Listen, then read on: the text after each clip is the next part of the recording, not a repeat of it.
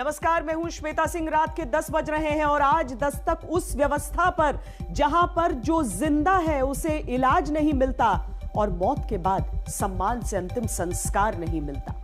गंगा की लहरों पर जिस तरीके से शवों का जल प्रवाह एक तरीके से चल रहा है वो तमाम सवाल उठाता है। हमारे संवाददाता उत्तर प्रदेश के गाजीपुर से लेकर बिहार के बक्सर के बीच 4 घंटों का सफर तय करते हुए आगे बढ़े। इस दौरान जो उन्हें नजर आया, चाहे नदी के लहरों पर या फिर तटों पर, वो दिल दहलाने वाला है और सवाल उठाता है कि कौन है, क्यों है ये? इन सारे सवालों का जवाब देगा कौन?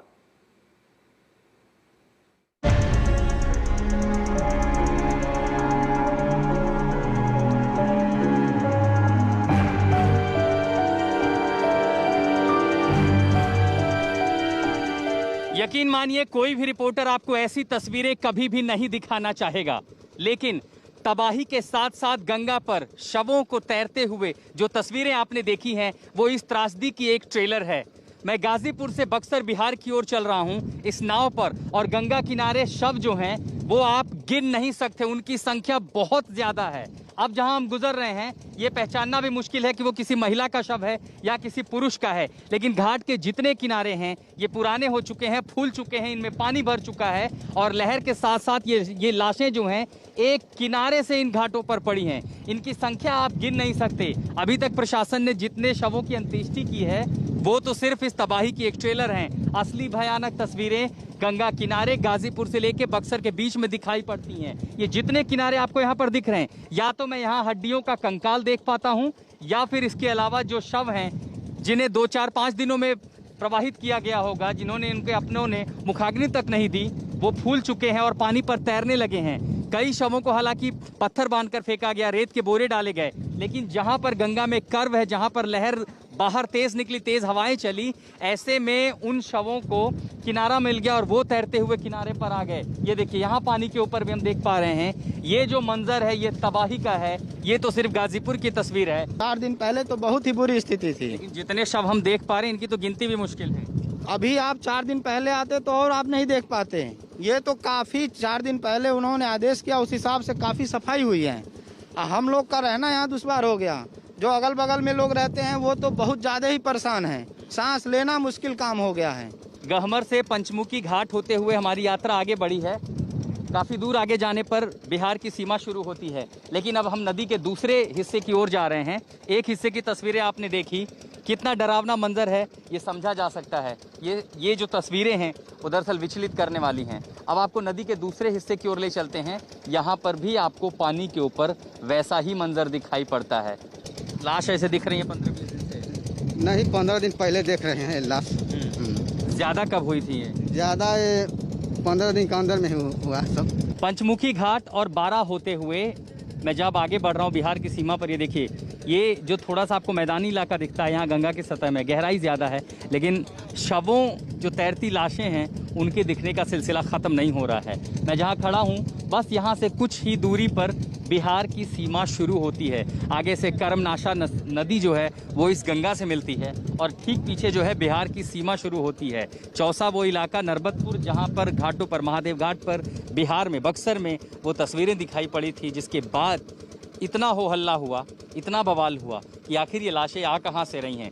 गाजीपुर से लेकर के बक्सर तक वो भयानक मंजर आज भी यहाँ नदियों पर दिखाई दे रहा है। तस्वीरें लगातार दिख रही हैं।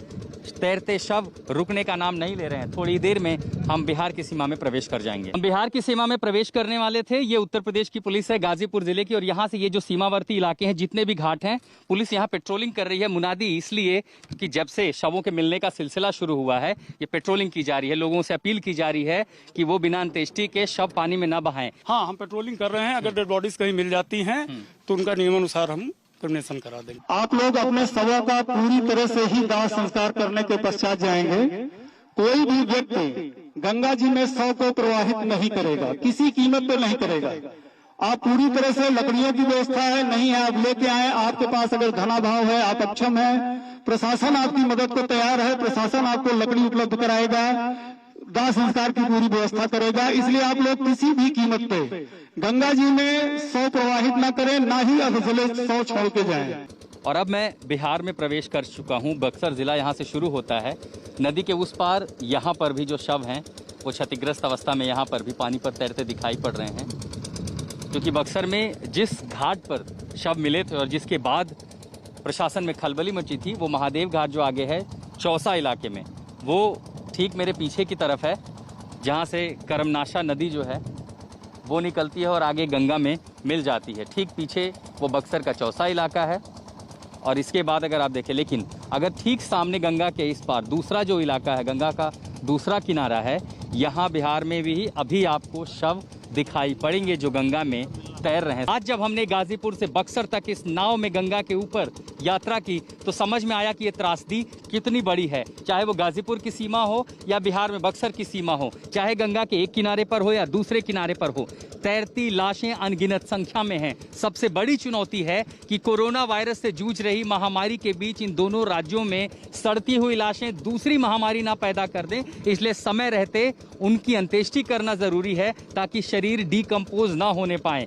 लेकिन दूसरा सबसे बड़ा सवाल, अगर सरकारी कागज पर मरने वालों के आंकड़े इतने कम हैं तो ये कौन लोग हैं जिनकी लाशें गंगा पर तैर रही हैं, जिन्हें चील कौवे नोच रहे हैं, जिन्हें अंत्येष्टि भी नसीब नहीं हुई? आखिर उन लोगों की क्या मजबूरी रही होगी?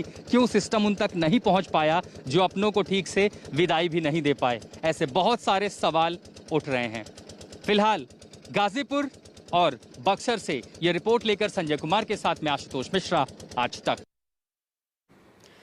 कोरोना की पहली लहर और अब दूसरी लहर में जिस तरह से हम देख रहे हैं, आंकड़े एक तस्वीर पेश करेंगे। अभी अगर कम होते हुए आंकड़ों पर आप अलग अलग पार्टियों को भी पीठ थपथपाते देखें तो इसमें आश्चर्य मत करिएगा, लेकिन इस समय को कैसे भूला जा सकता है जब ऐसी विभत्स तस्वीरें हम अपनी आंखों के सामने देख रहे हैं। उन्नाव की एक रिपोर्ट हम आपको दिखाते हैं, जहां पर लोग अव्यवस्था के साथ ही जीने को मजबूर हैं और अव्यवस्था के साथ ही मरने को मजबूर।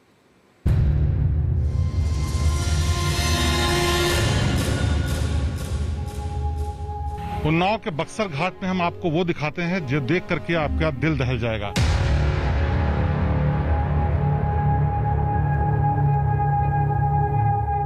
ये घाट के पास वो जगह है जहां पर अंतिम संस्कार के लिए लोग मजबूरी में खुले में ही दफनाने के लिए मजबूर हैं। जमीन पर अगर आप हकीकत देखेंगे तो आपको समझ में आ जाएगा कि इंसान कितना मजबूर हो चुका है और प्रशासन कितना लाचार है।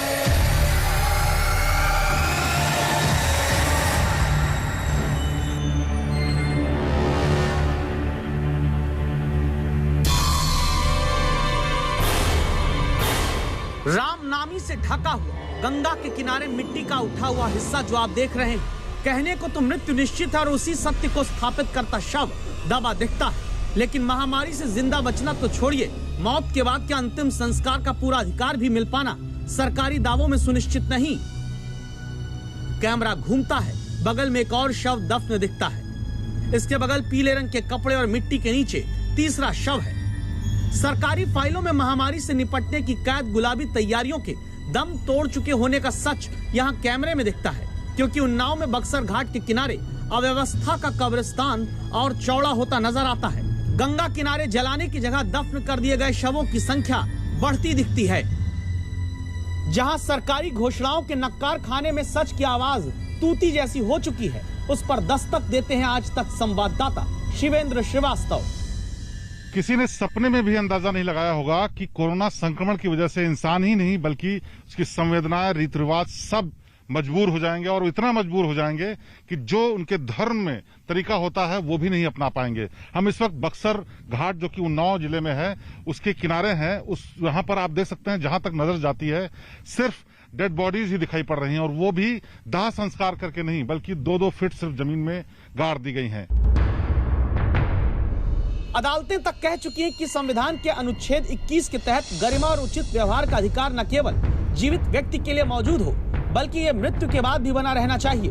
मानव शरीर का निस्तारण चाहे वो कोविड-19 से मरा हो या नहीं, चाहे दफन किया जाए या जलाया जाए, सम्मान और निष्ठा के साथ होना चाहिए। सवाल उठता है कि प्रशासन ने क्या किया?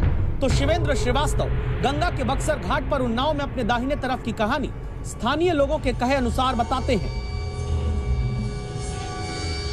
हम इधर की तरफ दिखाना चाहेंगे, अपने नदी के बीच में जो इलाका है वहां पर जो रेत का टीला दिख रहा है, वहां भी सैकड़ों डेड बॉडीज गांव वालों के मुताबिक खुले में ऐसे ही दिखाई पड़ती थी। और उसके बाद जब जानवरों ने उनको नोचना शुरू किया तो प्रशासन ने उस पर सिर्फ जेसीबी से रेत डलवा दी। ये बहुत बड़ा सवाल प्रशासन पर भी है कि जहां एक तरफ सरकार लगातार दावा करती है कि उनके पास तमाम इंतजाम है, वहां अंतिम संस्कार के लिए लकड़ी और गड्ढे तक की व्यवस्था नहीं कर पाए। और इसी का नतीजा है कि ये शिकायतें सामने आने के बाद भी यहां पर अभी भी तमाम सैकड़ों बॉडीज ऐसे ही अधखुली पड़ी हुई हैं।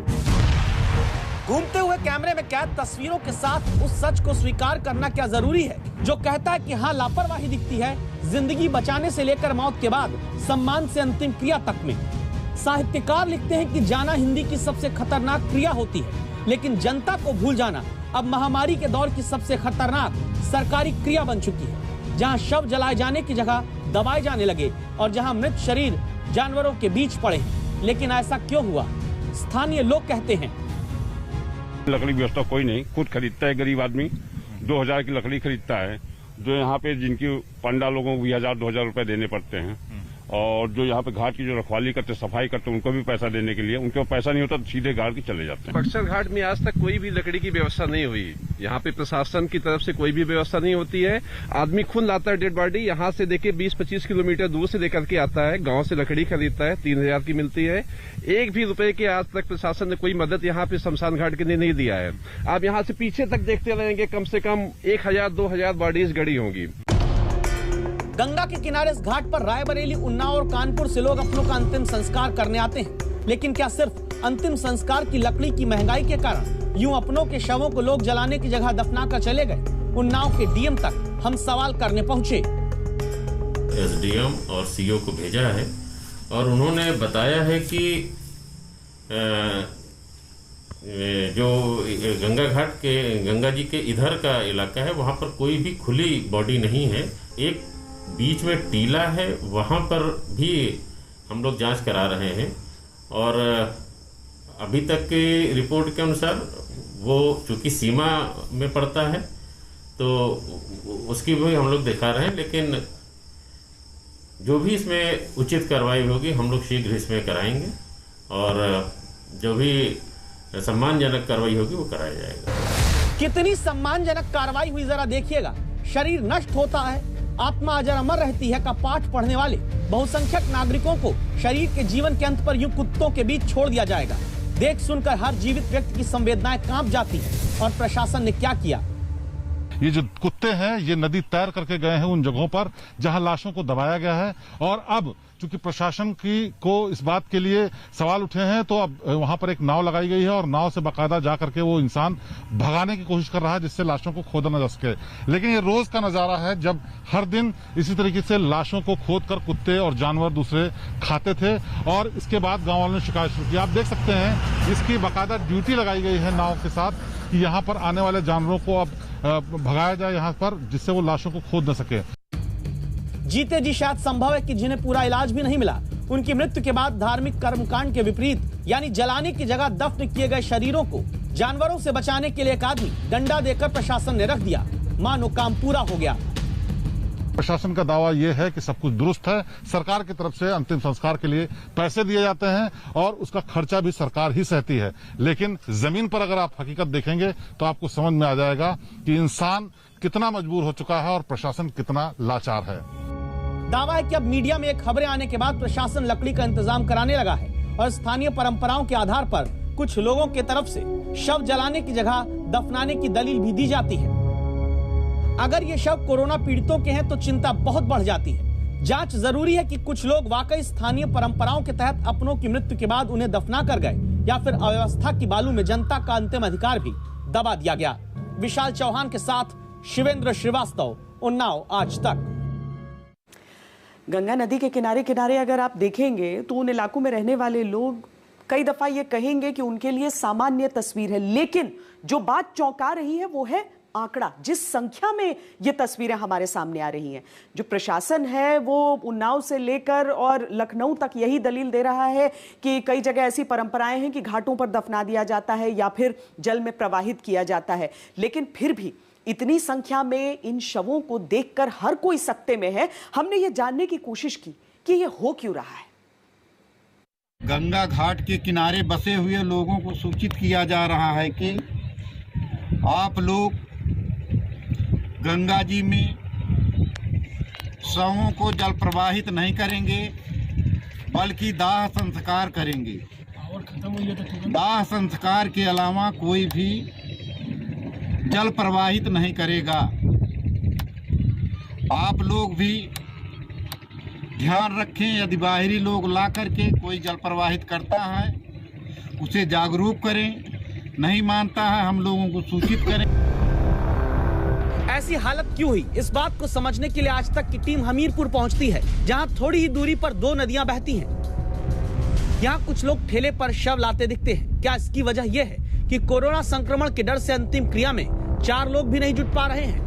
ऐसे में लकड़ी मौजूद होने के बाद भी अगर शवों को नदी में बहाने की नौबत आती है तो वजह क्या हो सकती है? स्थानीय लोगों की दलीलें सुनिए। जहाँ 2-4 लाशें पहले शमशान में आती थी, इस समय मतलब लाइन लगी हुई है, लोगों को जगह नहीं मिल पा रही है। एक दिन पूरा समय बीत जाता है, वो दाह संस्कार नहीं कर पा रहे। इस वजह से वो लोग जल दाह करते हैं। जो ये कोरोना से संक्रमित लोग खत्म हो रहे हैं तो उनको आसानी से नदियों को मिल जाता है और नदियों में प्रवाह करने में आसानी रहती है, और लोग ठिलियों में लाश को ले जा रहे हैं। लोग इकट्ठे नहीं हो पा रहे हैं तो घर के परिवार के 2 लोग जाते हैं और आसानी से उसमें प्रवाह कर देते हैं। पहले अग्निदाह में जो मटेरियल मिलता था, लकड़ी, कंडे, अन्य चीज़ें, वो भी व्यक्ति को कायदे से सस्ते में उपलब्ध हो जाती थी। लेकिन कोरोना काल से जब से ये मार्केट वगैरह बंद हुई तो वो भी जो है तो दोगुने चौगुने दामों पे मिलती हैं। हर गरीब व्यक्ति वो भी नहीं वहन कर पाता। यानी गरीबी, कोरोना को लेकर जागरूकता की कमी, संक्रमण के फैलने का डर और घाटों पर लंबी लाइन वो वजहें बन रही हैं जिनके कारण अंतिम संस्कार का अधिकार भी बहा दिया जा रहा है। पटना से उत्कर्ष सिंह के साथ नाहिद अंसारी, हमीरपुर, आज तक। अव्यवस्था का ऐसा आलम अगर हर जगह नजर आए तो क्या हम दस्तक देना छोड़ दें? दरअसल अगर व्यवस्था ऐसी हो जाए कि रिसर्च से ज्यादा सर्च नजर आए और इलाज के प्रोटोकॉल की जगह ट्रायल एंड एरर नजर आए तो दस्तक देना जरूरी हो जाता है।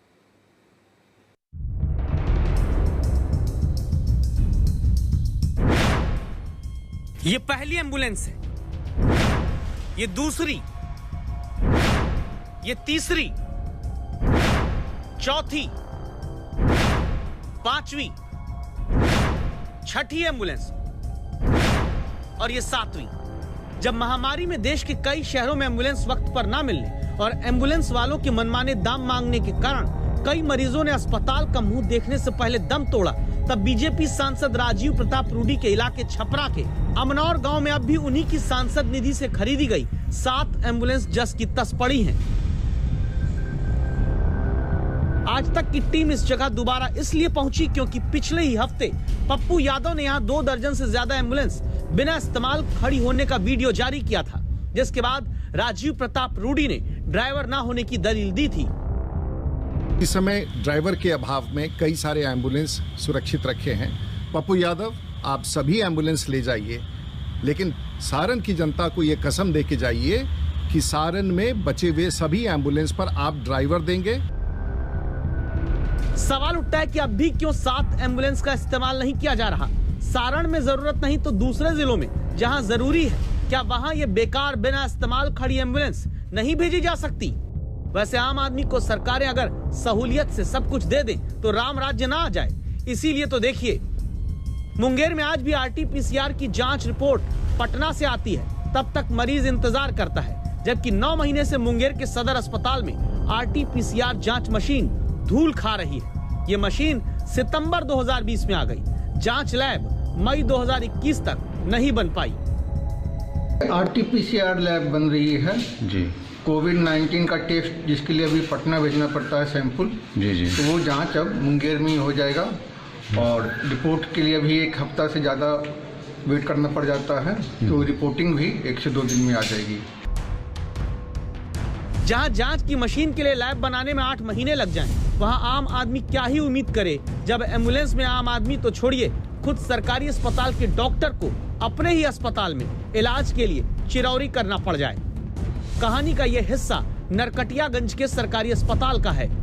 जहां खुद डॉक्टरी करते रहे डॉक्टर राजीव पांडे बीमार पड़े तो उन्हें भी इलाज के लिए भटकाया गया, लटकाया गया।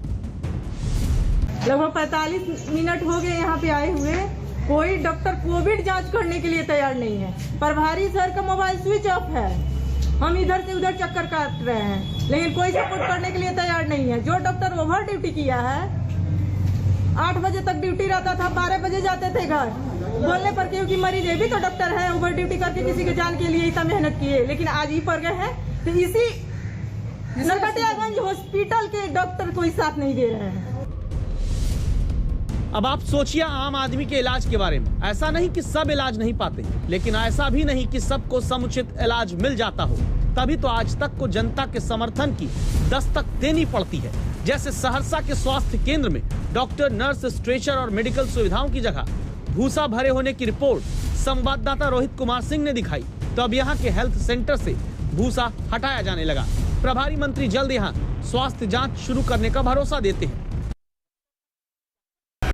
आप देख रहे हैं दस्तक, और अब बात हम इजराइल और फिलिस्तीन की करेंगे। दरअसल इन दोनों देशों के बीच का जो विवाद है वो आज का नहीं है, दुनिया के सबसे पुराने विवाद में से एक माना जाता है। न जाने कितने खूनी संघर्ष हुए, युद्ध हुआ, लेकिन उसके बावजूद ये जो विवाद है वो सुलझ नहीं रहा है।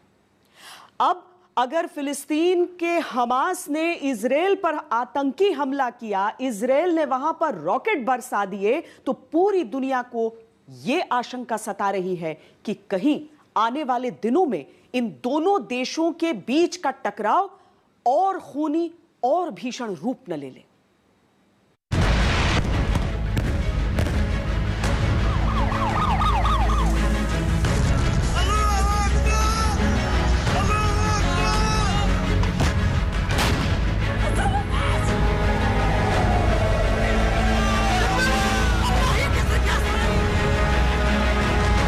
तारीख 12 मई 2021, जगह गाजा।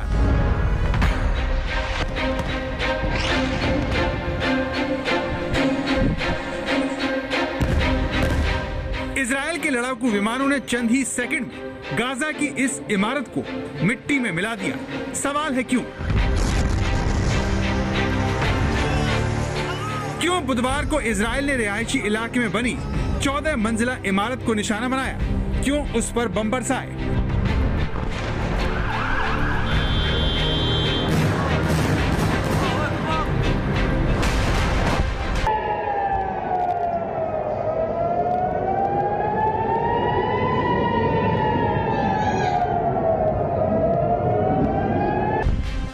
ये देखिए पहले कैसे बारी बारी से इमारत पर बम बरसाए गए और कैसे किश्तों में ये इमारत ध्वस्त हो गई।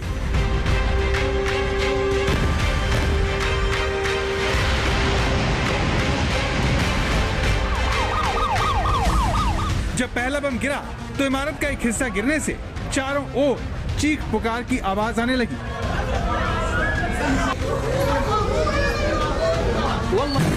14 सेकंड बाद दूसरा बम गिरा और बिल्डिंग का एक और हिस्सा जमींदोज हो जाता है।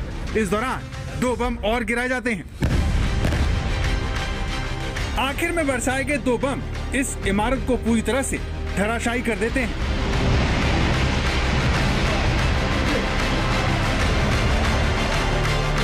इजराइल ने जिस इमारत को ध्वस्त किया उसमें दुकान, ऑफिस और घर थे जो चारों तरफ से घनी आबादी से घिरा हुआ था। फिर क्यों इजराइल ने ऐसा किया? उसकी एक वजह ये रॉकेट है जो लगातार इजराइल पर दागे जा रहे हैं। पिछले 3 दिन में इजराइल पर 1500 से ज्यादा रॉकेट दागे जा चुके हैं। पहला रॉकेट 10 मई की शाम 6:03 पर दागा गया। तो फिलिस्तीन की तरफ से रॉकेट दागे जा रहे हैं और इजराइल उसका जवाब इस तरह के हवाई हमलों से दे रहा है जिसमें रिहायशी इमारतें आग के गोलों में बदल जाती हैं। ये देखिए कैसे इजरायली फाइटर प्लेन इन बड़ी इमारतों को बर्बाद कर देते हैं, जबकि ऐसा करते ही चिल्लाने की आवाज आने लगती है जो बताती है कि इसका निशाना आम लोग भी हुए होंगे।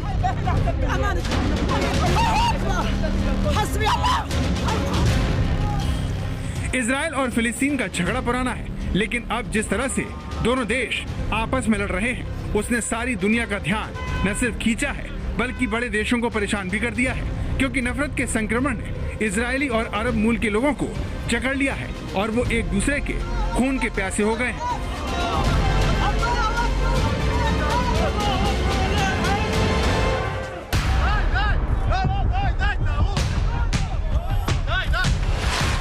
बुधवार को अरब मूल के एक कार ड्राइवर को यहूदियों की भीड़ ने घेर लिया। भागने के लिए कार ड्राइवर ने तेजी से कार को रिवर्स किया, लेकिन पीछे खड़ी कार ने उसका रास्ता रोक लिया। इसके बाद कार के ड्राइवर ने बचने के लिए कार को फिर तेजी से आगे दौड़ाया, लेकिन वो नाकाम रहा। लोग उसे मारने के लिए टूट पड़े। उसे कार से बाहर निकाला और लहूलुहान कर दिया।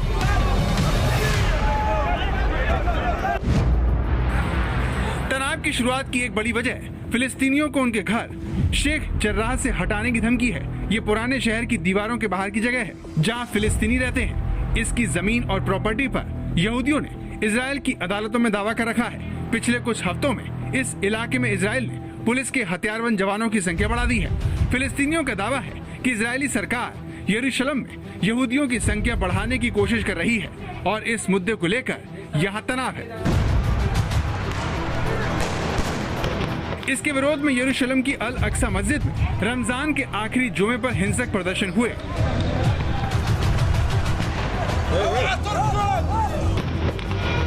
ये देखिए कैसे इस पवित्र धार्मिक स्थान के अंदर ये सारा हंगामा हो रहा है। इजरायली पुलिस और फिलिस्तीनियों में झड़प हो रही है।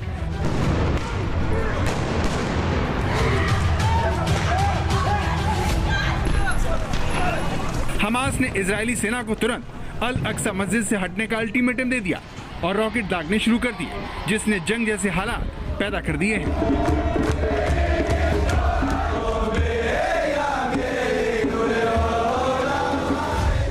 इजराइल पर रॉकेटों से हमला करने के पीछे फिलिस्तीन का सबसे ताकतवर संगठन हमास है, जिसका गाजा पट्टी पर कब्जा है। यही इजराइल पर रॉकेट से हमले कर रहा है। लेकिन गाजा पर एक के बाद एक हवाई हमले करके इजराइल ने दिखा दिया कि वो क्या कर सकता है।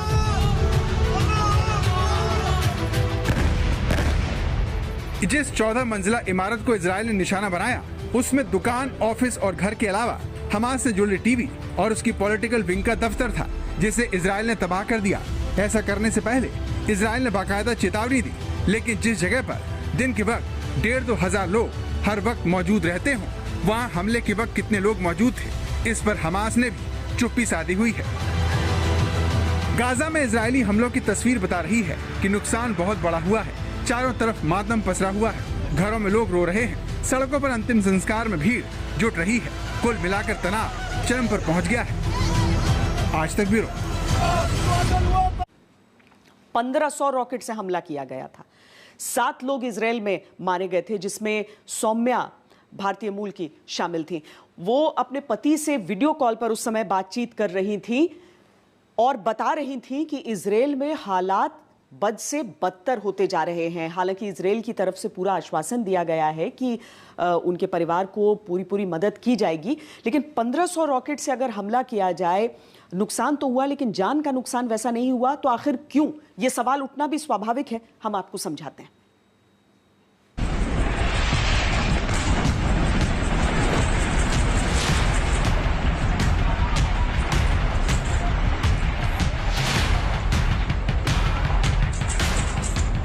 मई 2021 रात का वक्त हमास ने इजराइल पर रॉकेटों की बरसात कर दी। एक के बाद एक रॉकेट इजराइल की तरफ बढ़ने लगे। सायरन की आवाज बजने लगी और देखते ही देखते हवा में ही ये रॉकेट नष्ट हो जाते हैं। इजराइल के आसमान में हमास के ये रॉकेट खोने लगे, मानो इन्हें कोई बीच में खा रहा हो। इजराइल की धरती तक हमास के रॉकेट इसीलिए नहीं पहुंच सके क्योंकि आयरन डोम ने इन्हें बीच में ही रोक लिया।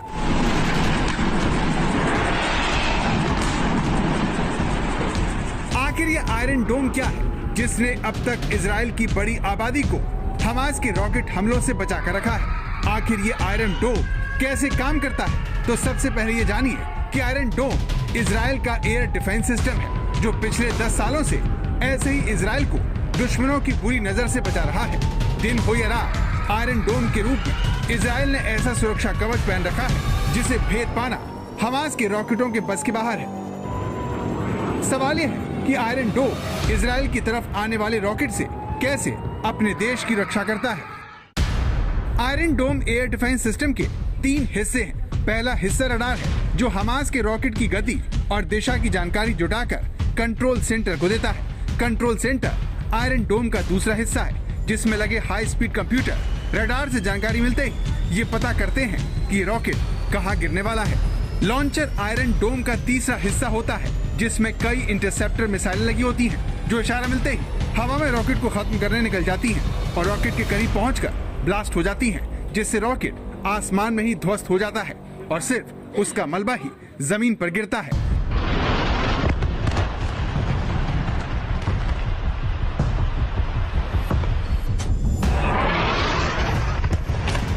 आयरन डोम का एक और हिस्सा मीडियम और लॉन्ग रेंज मिसाइलों के लिए भी है, यानी ये लड़ाकू विमानों से दागी जाने वाली मिसाइलों और ड्रोन्स को भी निशाना बनाने की काबिलियत रखते हैं। इजराइल के लिए तो आयरन डोम गेम चेंजर साबित हुआ है, जिसने हमास जैसे उसके दुश्मनों के हमलों की धार को कुंद कर दिया है, वरना हमास ने इजराइल को अपने रॉकेट हमलों से परेशान कर दिया था। साल 2001 में हमास की तरफ से पहला रॉकेट दागा गया था, जिससे होने वाले नुकसान से उत्साहित होकर इजराइल पर रॉकेटों की आगे बरसात होने लगी। साल 2006 तक आते आते तेल अवीव और यरूशलेम पर हमास के रॉकेट गिरने लगे, जिसने इजराइल को आयरन डोम बनाने को मजबूर कर दिया।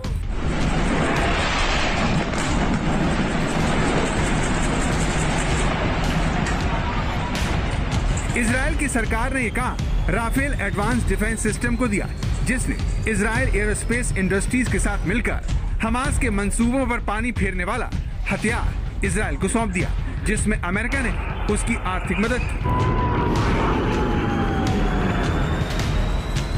साल 2011 से आयरन डोम गाजा से आने वाले हर तरह के रॉकेटों को जमीन पर गिरने से पहले ही हवा में यूं ही तबाह कर रहा है। हालांकि कई एक्सपर्ट आयरन डोम को लेकर इजराइल के दावों को पूरी तरह से सही नहीं मानते।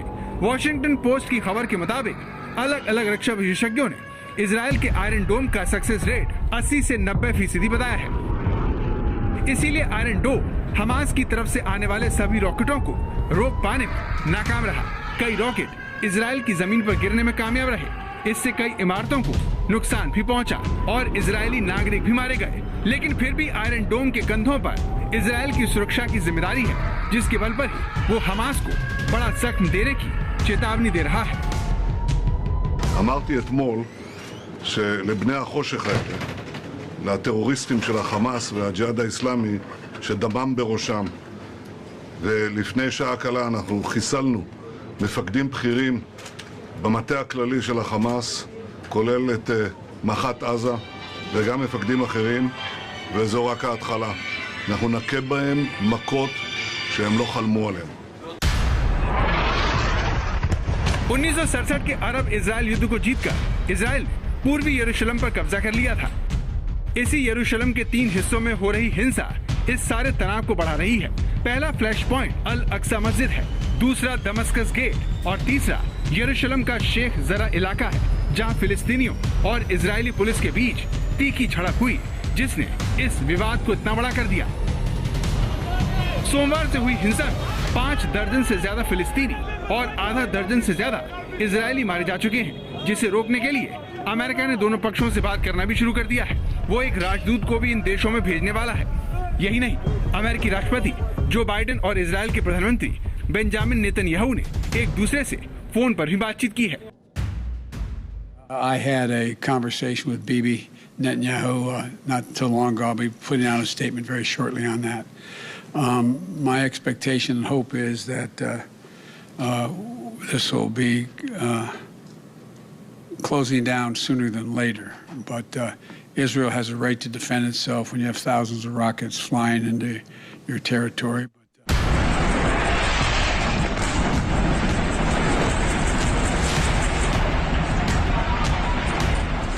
इजराइल अमेरिका का करीबी दोस्त है, जिसके समर्थन में इजराइल को कड़ा रुख अपनाने की सहूलियत दे दी है और बेंजामिन नेतन्याहू हमास को ध्वस्त करने की बात कह रहे हैं, जिसमें इजराइल का आयरन डोम बहुत अहम रोल निभा रहा है।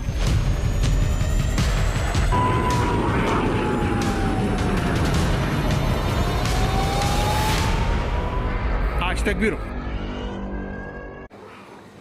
जब इजराइल और सऊदी अरब में करीबियां बढ़ी थी तो उस समय लगा था कि मुमकिन है इस क्षेत्र में भी शांति आ जाए, लेकिन अब जो ताज़ा विवाद फिलिस्तीन और इजराइल के बीच नजर आ रहा है उससे इसकी संभावना बहुत कम नजर आ रही है। एक छोटे से ब्रेक के लिए रुक रहे हैं, आप देखते रहिए आज तक।